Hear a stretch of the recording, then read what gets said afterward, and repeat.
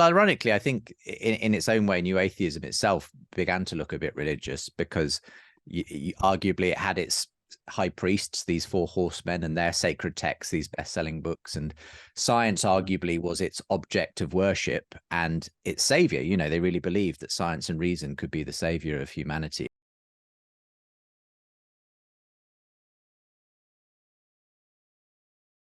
Well, welcome back to the broadcast today, folks. Very special guest from the UK, Justin Brierley. Justin is a presenter. He is an author. He's written a couple of books here. One is, his book I read first was Unbelievable. We'll put that in the show notes. And he's got a new book out, The Surprising Rebirth of the Belief in God. We're going to be talking about that mainly today. And I came across Justin, his podcast, Unbelievable. I think the first episode I watched, Justin, I wasn't quite sure if you were a Christian or you're just a moderator. You really you took quite a neutral ground in that.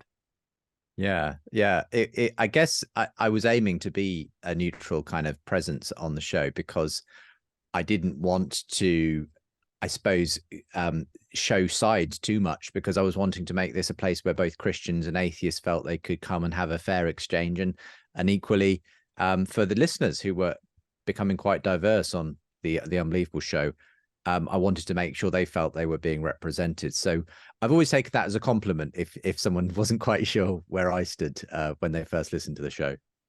Yeah, I had to watch several episodes, but I thought, I guess this guy is a Christian. But So how did that show come about? So the Unbelievable show really began way back in 2005 when I'd done a few years presenting and learning the ropes of journalism on radio in the UK. Premier Christian Radio is a Christian radio station, but I wanted to produce a show on it where we could get outside the Christian bubble and start to speak to people who didn't share our faith. And that was really how Unbelievable was born. It was all about bringing Christians and non-Christians together. It wasn't universally popular with the radio audience, I have to confess, because, not everyone liked the idea of having non-Christians and atheists on their Christian radio station. But it was really popular with those who did enjoy that format, who felt it was important to get outside of that bubble.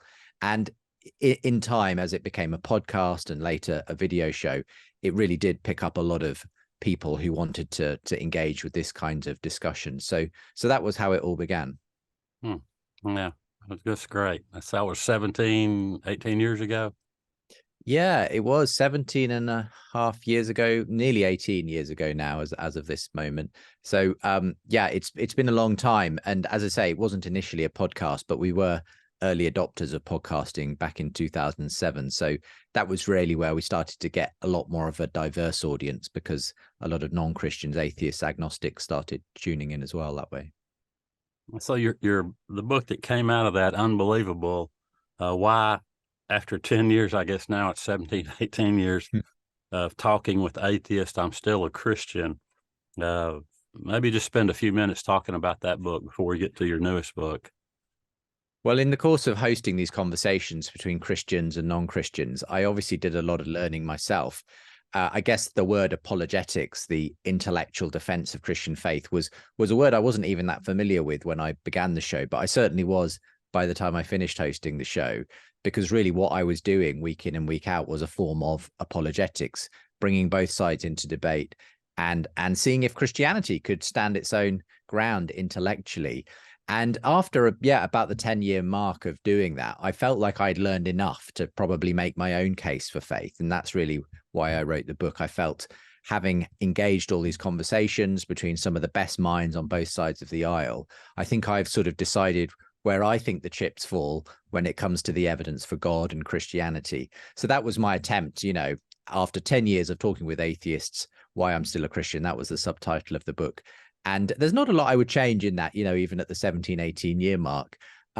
You're always learning, obviously, and you're always revising some of those evidences.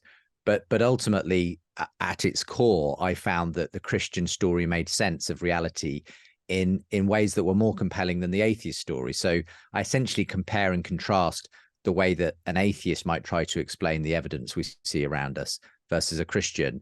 And I just find that the Christian story makes more sense of more evidence. It's not that there aren't objections to faith and God and Christianity, but I just find that it's a more compelling worldview when you look at all of the different aspects of the universe we're living in, our own kind of sense of who we are as human beings, and that kind of drive for purpose and meaning.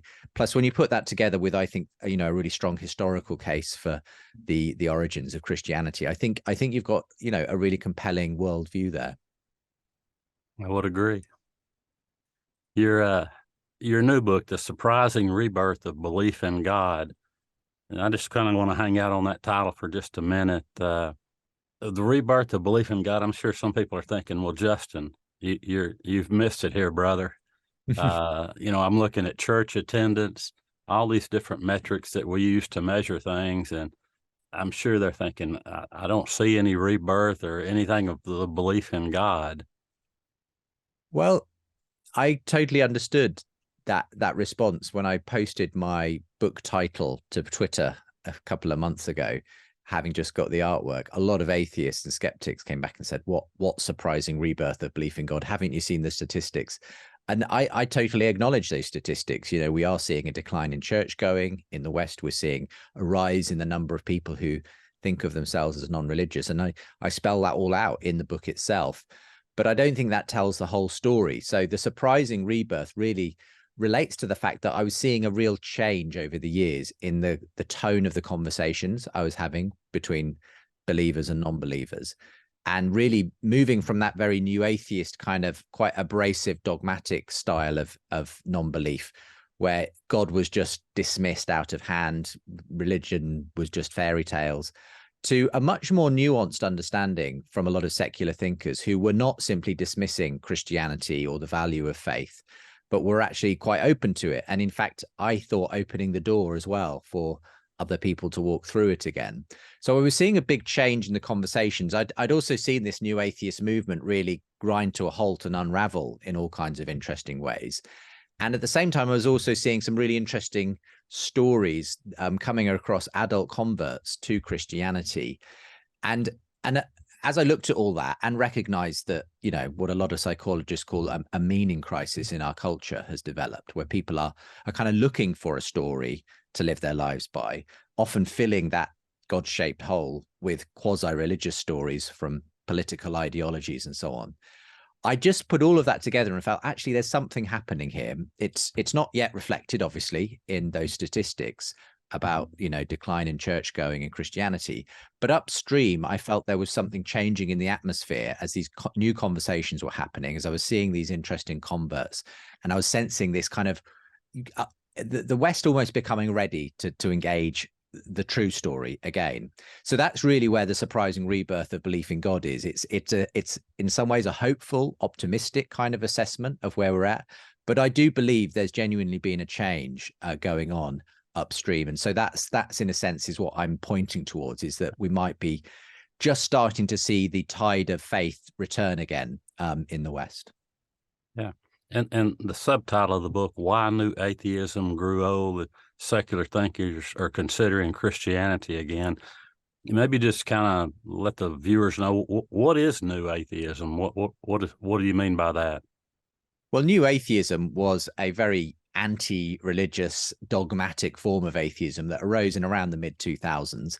There were four people who were seen as the new heralds of this form of atheism. Sam Harris, a well-known sort of neuroscientist, cultural thinker, Christopher Hitchens, quite a well-known British journalist, Daniel Dennett, a philosopher, and of course Richard Dawkins, a British scientist and author of The God Delusion, which was this best-selling anti-religion book. And they all had their own sort of best-selling books. It was a bit of a mini publishing boom in this kind of atheist genre. And so this kind of sparked this so-called new atheist movement, and that saw a lot of atheists banding together online, especially, but also in person, with rallies and conferences. There was the Reason rally in 2012 in the USA, tens of thousands of skeptics and atheists descending on Washington, D.C. to kind of champion science and reason. In the UK, we had the closest thing to a sort of advertising campaign for atheism when we had the Atheist Bus campaign. And that was hundreds of red London buses emblazoned with this slogan, "There's probably no God, Now stop worrying and enjoy your life. And so this was a kind of a really interesting cultural moment where for several years there was this was that bus slogan even needed? well, that's something I reflect in the book, is sort of like, it was an interesting thing that they chose to do, because we were already by that point obviously a very secular country in the UK. The average Londoner hardly needed to be reminded that God didn't exist, because it was almost something they hardly thought about in the first place. So in a funny way, I think by raising the issue at all, it kind of did more good than bad, in the sense that it at least raised the question of God for people who perhaps had never really thought about it. But all of this really, as I say, was part of this big movement. It was very kind of it was very hard-nosed, abrasive. It used a lot of ridicule to get its message across. And I would say, yeah, from about the mid-2000s to about the mid-2010s, this was sort of really the way that atheism kind of brought itself across, and the way a lot of people kind of ended up thinking about religion as, clearly false and bad for you and everything else. So that was the new atheism. And as I say, it held sway for a number of years, but I did eventually see it start to tail off, and indeed kind of internally crumble as well. What were some of the things? I know that during that time, if you watch these people, Dawkins or so forth, they just, almost, it was just making fun of you. If you had faith in God, they just dismissed you. These are fairy tales and so forth. What were some of the things that you saw happening in culture in the new atheism movement that kind of made it just kind of disintegrate and fall apart? And they began to do like religious people, I guess. They begin to fight within themselves. Yeah, I think. yeah. Well, ironically, I think in its own way, new atheism itself began to look a bit religious, because arguably it had its high priests, these four horsemen, and their sacred texts, these best-selling books, and science arguably was its object of worship and its savior. They really believed that science and reason could be the savior of humanity. And I think the conferences and things kind of were sort of almost like worship events, and even, you could argue that it had a kind of certain orthodoxy, a certain creed, that matter in motion and the laws of nature are all that exist. And people who went against that, even non-believers, people like Thomas Nagel, who questioned that kind of materialist orthodoxy, were kind of rounded upon as heretics. So there was even within new atheism, there was a kind of quasi-religious aspect to it in the end. And I think what that tells me is that actually religion never really goes away. The kind of forms of religion are always there. The religious instinct is there in people. And I think new atheism ultimately did kind of internally crumble, because it couldn't quash that kind of religious instinct. So once the movement had kind of got up this head of steam, and there were a lot of people, who would have just, been part of this movement, the new atheism, once they'd agreed that God didn't exist and religion was bad for you, it turns out that the leaders of this movement really couldn't agree on much else, because it soon became apparent that some people wanted to ask, well, what are we doing next? We're atheists, but that's just a kind of statement about what we're against. What are we for?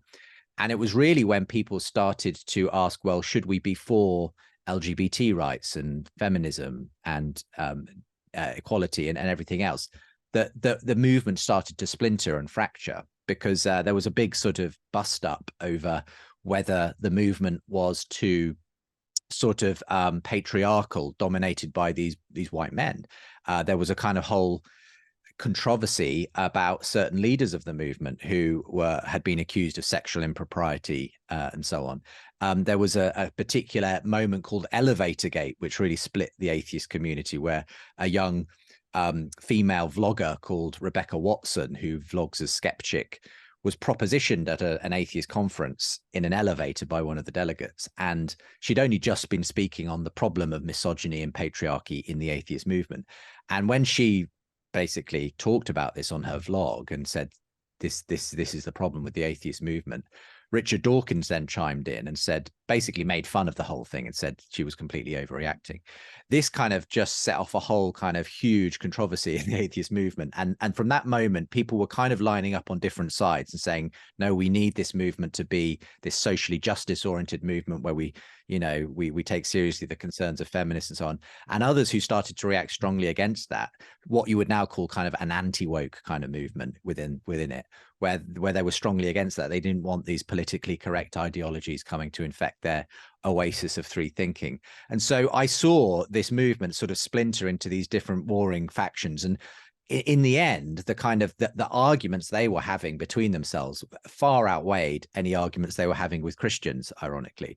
And in the end, many of these atheist conferences and rallies were being cancelled because the people weren't willing to appear on a stage with each other. Richard Dawkins himself got his Humanist of the Year award cancelled by the American Humanist Association, in his case because of points he'd made about transgender. So it was all those kinds of hot button cultural woke issues that started to splinter the movement, so that it really did run out of steam by, I would say, around the mid 2010s. It was all starting to fall apart.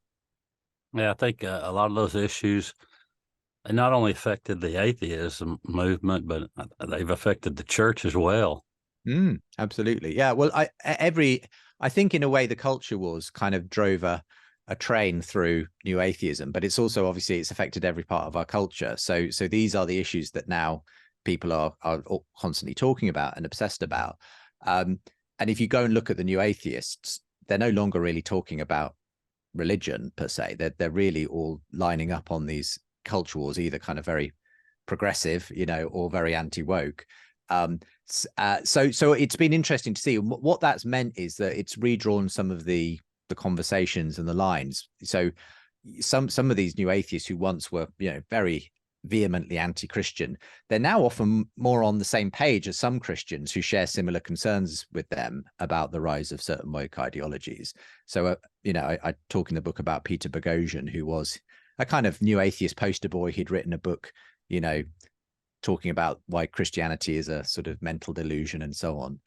But then when a few years later, after he published that book, and I tried to bring him on my show again, he responded saying, look, I'm not really debating Christians anymore. In fact, I see many of them as more my allies than my enemies these days, because he thought he had a sort of bigger enemy in what he saw happening in academia on his own on his own doorstep, with the rise of these woke ideologies, which he felt were cancelling free speech and academic freedom and so on. So I would say it's the culture wars themselves have had a huge effect on atheism, yes, on Christianity as well, but they've kind of redrawn the lines about what people are basically fighting against these days. Yeah. Well, what's going on with the Church of England? You're probably asking the wrong person. I'm not a member of the Church of England, but I do have lots of friends who are in the Church of England, and like any denomination, mainline denomination, I think the Church of England has problems. It has a lot of good things happening, but a lot of challenges as well. I think it's very much riven at the moment. It's divided over issues like LGBT and so on. So there's a significant part of the church that wants to go in the direction of being very progressive in that area, but there's also a very large part of the church that is holding to a more conservative view on that. And it's interesting because the places where you've seen the most growth in the Church of England over the last several decades has primarily been in the evangelical side of the church, the more conservative side. But at the same time, as culture has gone increasingly progressive on those issues, there's been a strong kind of attempt to bring the church, to bring things like gay marriage and so on into the church from on the other side. So it threatens to really rip the Church of England apart at this point. And there are a lot of people who obviously on one side are saying the church needs to stick to its guns and continue in its, affirming the historic sort of orthodox view of sexuality, and others who are obviously saying, no, to be a church of the future, we have to embrace these things. So it's a very difficult time. I do not envy the Archbishop of Canterbury, Justin Welby, as he tries to to continue to keep that church together. I don't know whether it can really honestly be held together, because I do see those differences as very fundamental between those two sides of the church. Well, I think we see the same thing in the States with many of the mainline denominations. Same thing is playing out here. Well, just in your subtitle too, you mentioned secular thinkers. I know in your book you go through quite a number of these secular thinkers that they may not be calling themselves Christians, but they realize the importance that the Christian faith has played throughout history, where we get a lot of our values and worldviews. Now we're trying to throw those all out the window now. And I can't remember one of them. I think he calls himself a Christian atheist, though he's not a Christian. So maybe you talk a little bit about some of these secular thinkers and how you've seen the shift where maybe 10 years ago they were hardened against Christianity and may have been very critical, but as time has gone on and they've seen things play out, they've changed their position. Yeah, I mean, the person you referenced who has worn the label of a Christian atheist is a thinker called Douglas Murray here in the UK. He's a quite well-known sort of cultural commentator, associate editor of the Spectator magazine. And he sort of lost whatever faith he had I think in his early 20s. And he was very much friends with a lot of those new atheist characters. He went to lunch regularly with Christopher Hitchens.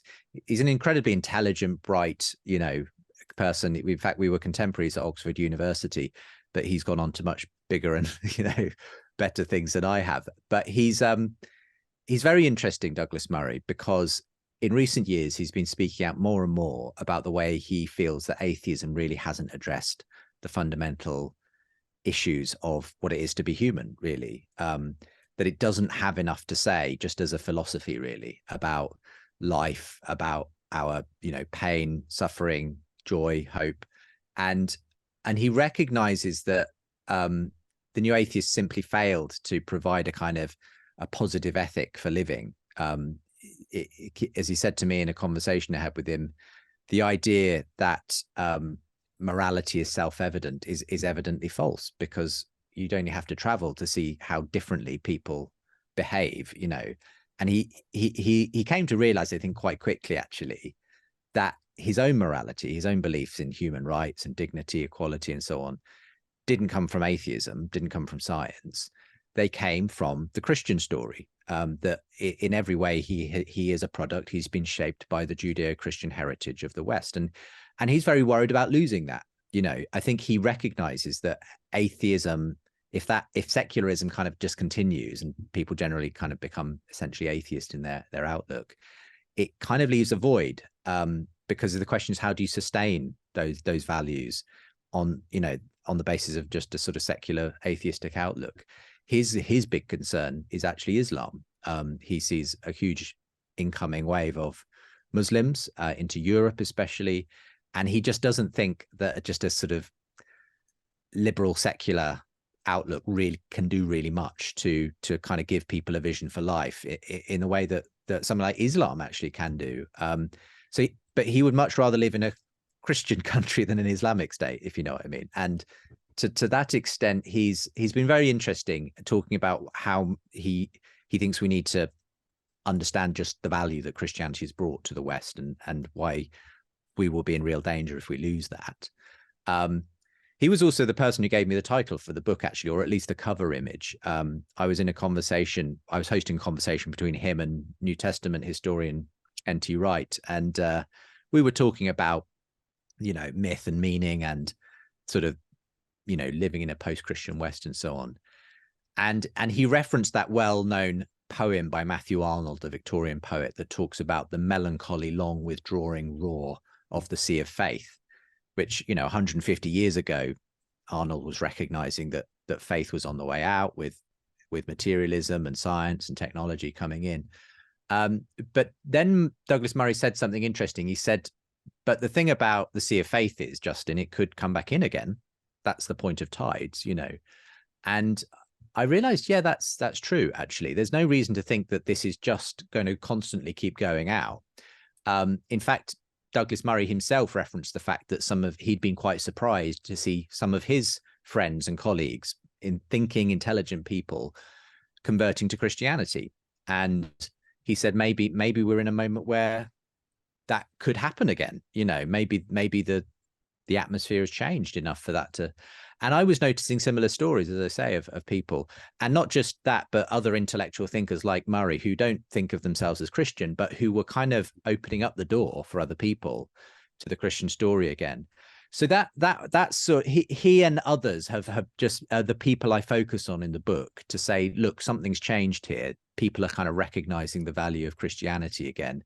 I mean, I could tell you about more. There's Jordan Peterson, there's Tom Holland, there's Louise Perry. There's a number of interesting people who I think are on that similar kind of journey. Wouldn't necessarily describe themselves as Christian, but are increasingly saying, well, if we lose the Christian story, we lose something really important in the West. So those are the kinds of people I focus on. Yeah. Jordan Peterson, I know you mentioned him quite a bit in the book, and it's quite amazing to watch the crowds that he's attracting. I think you mentioned, he's, you don't build a following, I think you said, by standing up and talking about Genesis for 2.5 hours. Well, that's not the conventional way, is it, to get a big crowd? But he, for whatever reason, he has managed it. He's managed to bring these huge crowds. I mean, I don't know exactly when this podcast will go out, Ken, but I'm due to see Jordan Peterson speaking at the O2 Arena in London with my son in just a few weeks' time, and he will probably, that's like seats 50,000 people, and he's probably going to sell it out. So it tells you something about, this person is obviously has something to say that people want to hear right now. And what is he saying? Well, he's attracting a generation of predominantly young men who are looking for identity and meaning and purpose. And they didn't find it with the new atheists. But so they're turning to people like Peterson, who are saying, well, come with me and let's look again at these questions. And when he's doing that, he's pointing them back towards ancient wisdom, particularly the Bible. If you read his best-selling book, 12 Rules for Life, it's absolutely packed full of biblical references. He uses the biblical stories constantly to kind of point out the fact that the reason we believe in human purpose and dignity and value is because of essentially the book of Genesis. That's where you will find that kind of foundational idea.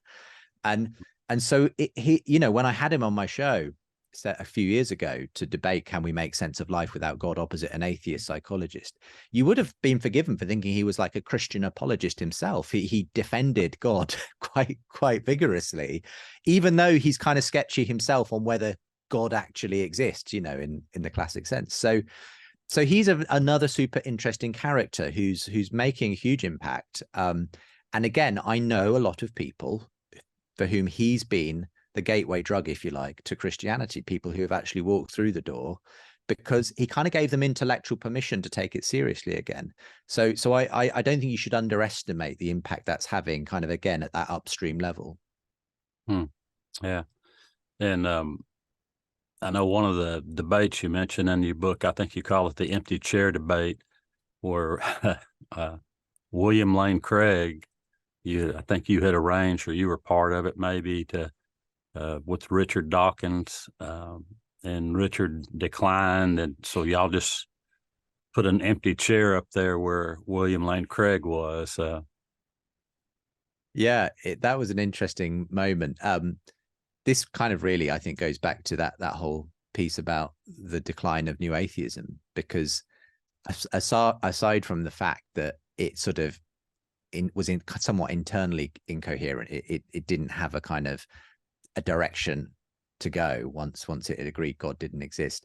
I think it also just didn't actually have much intellectual meat to it either. In the end, it was more rhetoric than substance. In the end, some of those new atheists were great at sort of holding forth and, making people kind of getting crowds to cheer and so on at these reason rallies. But the actual substance of their arguments against God and against religion was actually pretty poor. I mean, when actual philosophers, be they Christian or secular, looked through Richard Dawkins, arguments against God, they were not good arguments. And, So even, a philosopher of science, an atheist like Michael Roos, went on record to say, Richard Dawkins makes me embarrassed to be an atheist, So the intellectual side was actually pretty poor. And I think that was,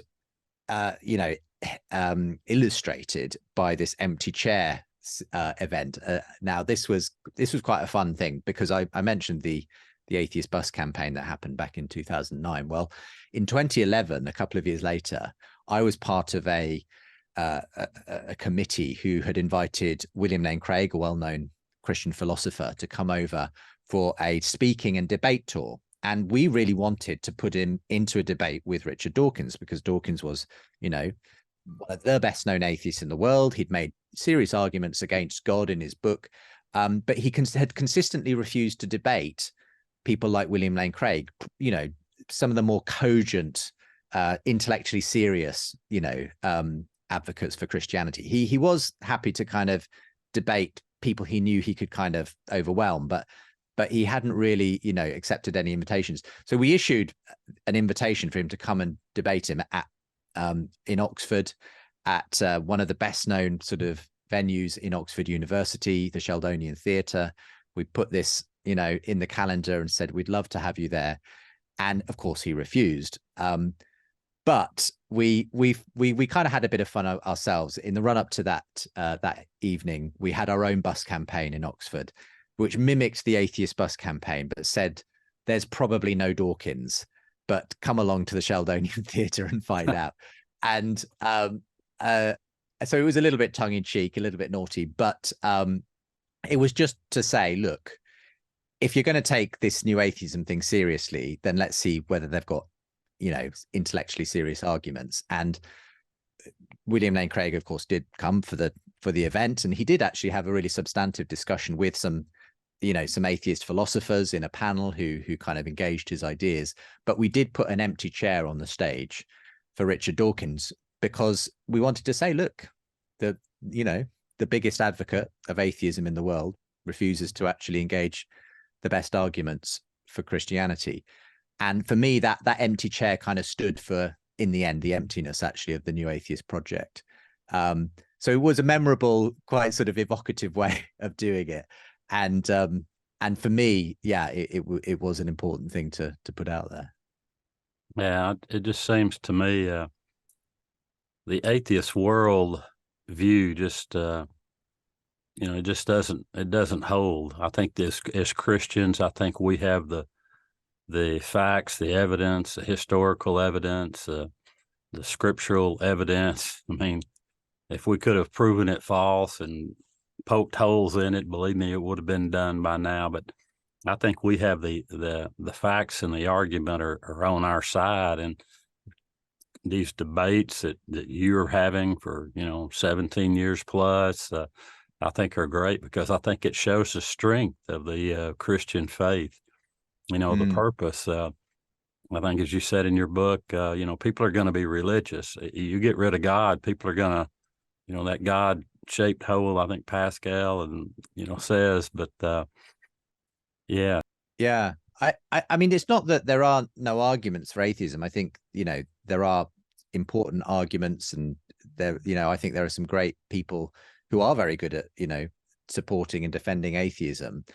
But as I said at the beginning, when I've accepting that there are objections that are hard to square against Christianity, when I actually put them side by side, I just find that there's more compelling evidence in favor of Christianity than in favor of atheism. And in a sense, you're never going to get a rock solid, bulletproof argument, knockdown argument for either atheism or Christianity. And in the end, it's not just about arguments and evidence. It's obviously about, there's lots of factors that make me a Christian, apart from the fact I believe there's good evidence for Christianity. There's my personal experience and everything else. But in the end, I find that, that when having sat through all those debates and so on, I found Christianity was a intellectually compelling view. You don't have to throw your brain in the bin to be a Christian, and that it actually, for me, makes a lot more sense of a lot more things in the end. So I don't want to claim that, there's absolutely no evidence for atheism. I think you have to engage those arguments seriously. But as I say, on balance, I just find that that Christianity makes more sense of more things and makes sense of me ultimately in a way that atheism doesn't. Mm-hmm. What are some of the strongest arguments you heard hosting and doing what you're doing now for atheism? For atheism? Well, I guess in a way, there are very few arguments in a sense strictly for atheism. They tend to be more arguments that kind of go against God and therefore imply that atheism is true. So I think the argument, from evil, obviously, against God is a well-known argument. It's been around for literally millennia. And that is that's an important one for Christians to respond to. Why, if there is a God, why would a loving God allow suffering and evil and so on? Now, I believe there are responses to that from a Christian. And I don't think in a way that simply getting rid of God solves the problem of evil, because you still have evil still exists on an atheist worldview. It's just that you just have to say, well, it's just meaningless. There's no rhyme or reason. It's just dumb luck.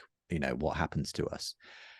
And while that may be a solution in a sense to the problem of evil, just to get rid of God and say it's just dumb luck, it doesn't actually solve the problem of what we do in light of that. Because actually, I think Christianity, even though the problem of suffering and evil is a great mystery within the Christian faith, I think Christian faith actually gives you far more resources to deal with evil and suffering in your life than atheism ever can. And mainly that's because it has at the heart of it a God who suffers, a God who came to experience suffering, and that alone is enough to help, has helped so many people just to get through suffering, because they recognize they're kind of not alone in this universe. And for me, that's an important factor in this. It doesn't prove Christianity is true or atheism is false, but I do get the sense that the way in which your worldview helps you to cope with the reality of suffering is going to be an important factor in the end of whether you become a Christian or an atheist.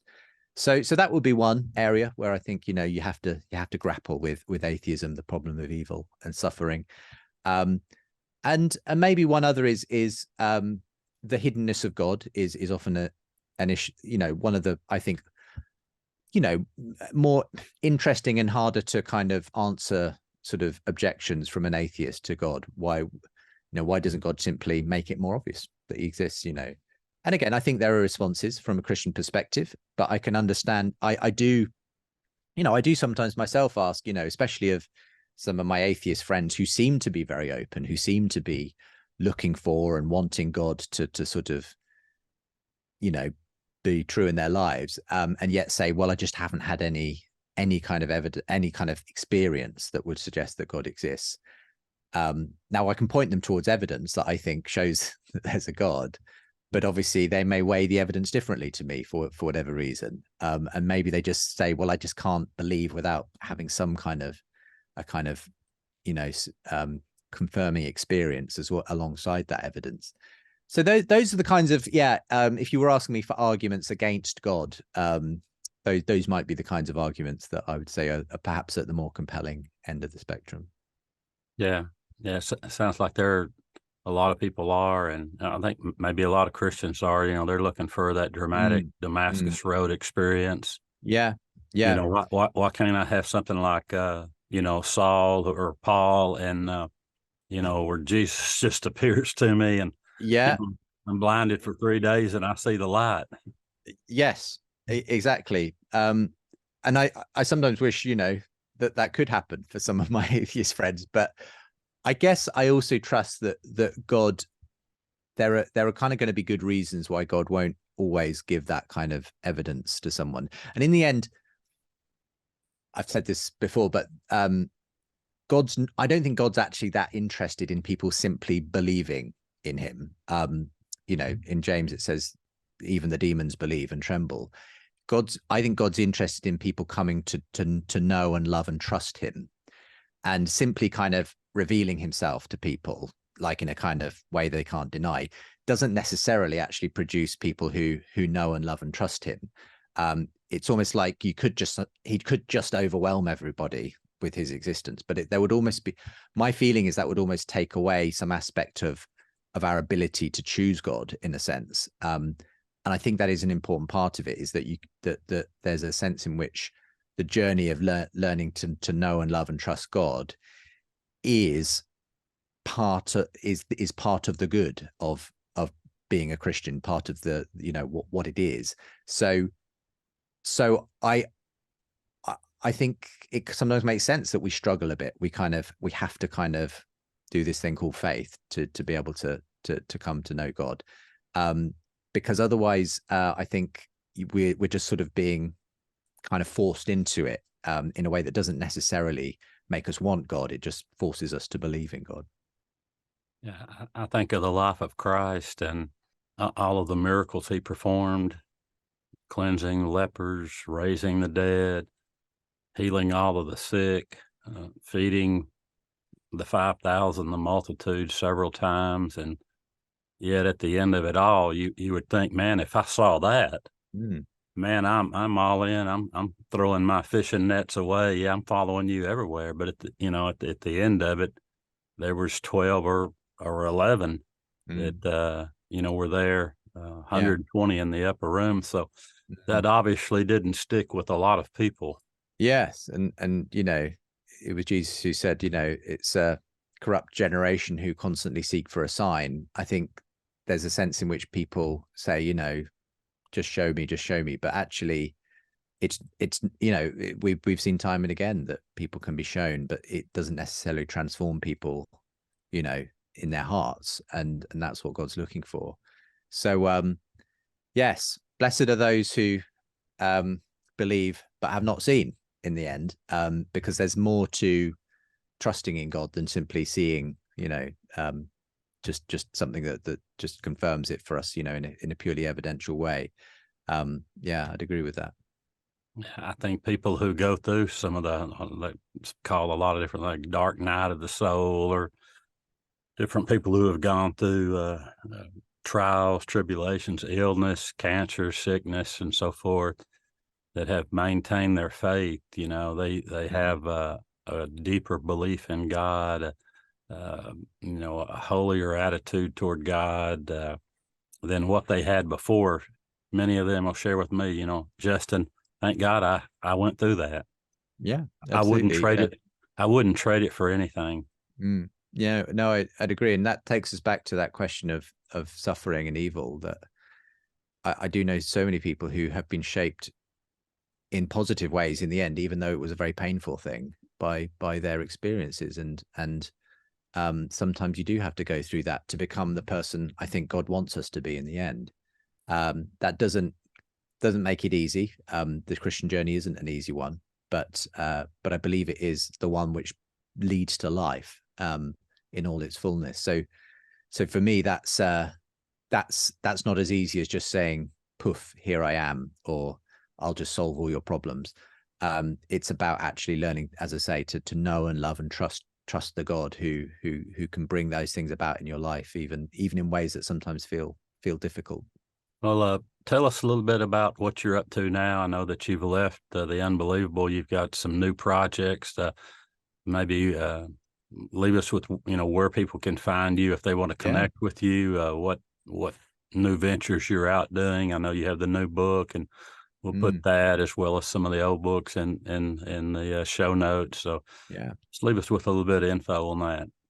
Well, there is the new book, The Surprising Rebirth of Belief in God. And I'm also working on a new podcast documentary series, which will release very soon, which is also based on the book. So look out for that. If you're a podcast listener, just look out again on podcasts for The Surprising Rebirth of Belief in God. But I'm also, I've begun some new podcast ventures, other ones, since moving on from the Unbelievable show. There's just a new season of a podcast called Re-Enchanting has just begun to air.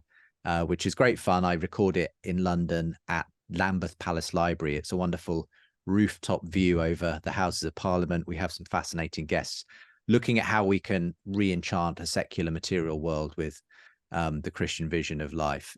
So Re-Enchanting is a great podcast if you want to hear some of my recent stuff. But all of these things, including the book and signed copies of the book as well, and keeping in touch via newsletter, supporting me and so on, that's all available from my website. and that's at justinbrierley.com. All right. Well, give a plug for your son Noah. I know he was at this biblical worldview conference, and Yes, he's got quite the social media now, and he has. Yeah. So I had a real fun going out to the US for a week or so a little while ago. Went with my oldest son Noah, who's 18. We met you at the Biblical Worldview Conference in Dallas, Ken, and yeah, we had a blast being out there as a father and son. But he has developed a really big following on social media, and so he does sort of 1.8 million followers on TikTok, still a lot. And he kind of does life hacks for teenagers, teaching you what school doesn't, financial advice. And yeah, he's just very talented at creating these short form videos and things like that, and makes a good living from it now as well. So he's also a Christian, and he was there to talk on kind of how as Christians we can understand, engage, use social media, not let it use us. And so yeah, I was really proud of him there. I was obviously speaking on issues around apologetics, but he had his own breakout session speaking on Christianity and social media, which was fantastic. So if you want to look him up, Noah Daboa is where you're looking for him on places like Instagram and TikTok. Yeah, great. That's great. Well, I appreciate your time today, Justin. God bless you, and God bless your new projects that you're taking on. Till we meet again, brother. Thanks again. Thank you for having me on, Ken. Great to speak with you.